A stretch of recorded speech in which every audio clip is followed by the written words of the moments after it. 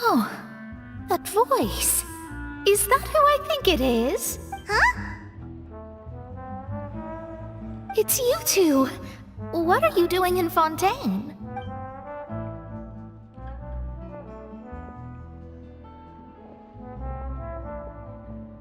Mona?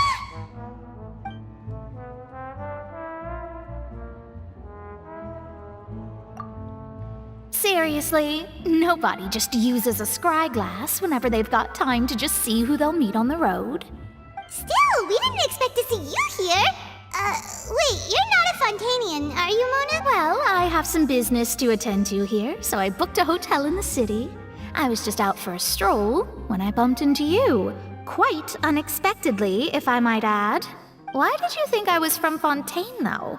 Is that because Magistus doesn't sound much like a Mondstadter surname?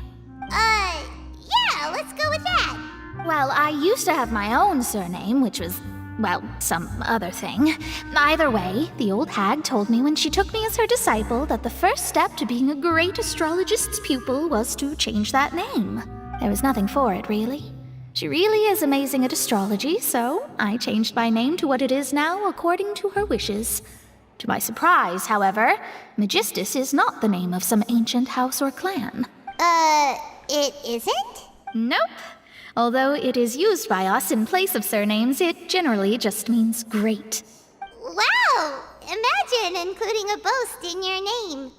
Wait, are you gonna have to put that into your genealogy as well? I reckon so.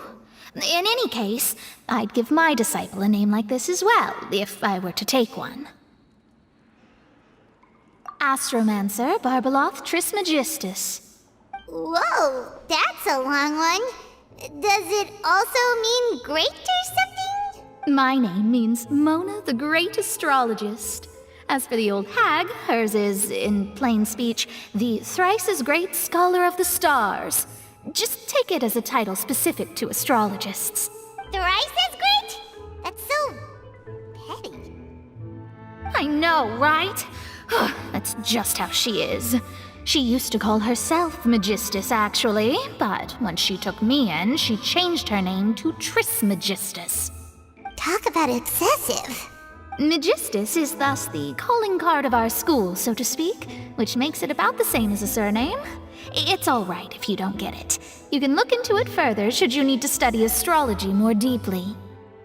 That sounds terrible! Ugh. But anyway, you're not Fontainian, are you, Mona? You're from Mondstadt, right? Well, I was born in Mondstadt, yes. My parents migrated to Dorman Port, and I traveled with the old hag for a while, after which I settled down in Mondstadt City. Whew, that's a good thing then. At least we know you won't be dissolved by Fontaine's waters.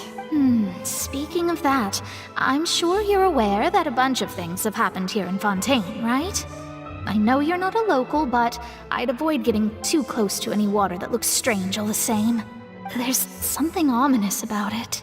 Well, the water, I mean. That was the main reason, yes.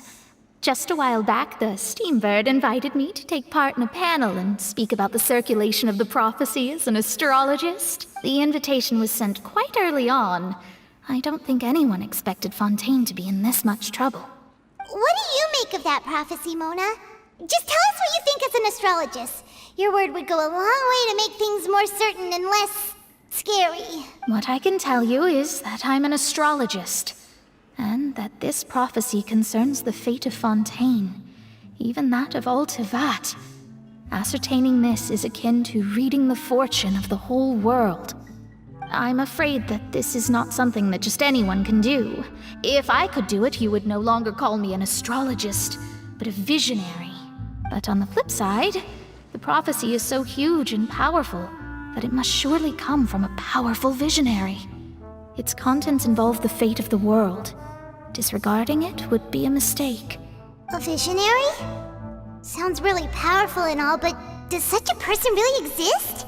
Of course. The old hag could do it, and I'd bet there are others amongst those Hexenzirkel colleagues of hers who could do something similar. Huh? Are you sure? All right, I'll help you.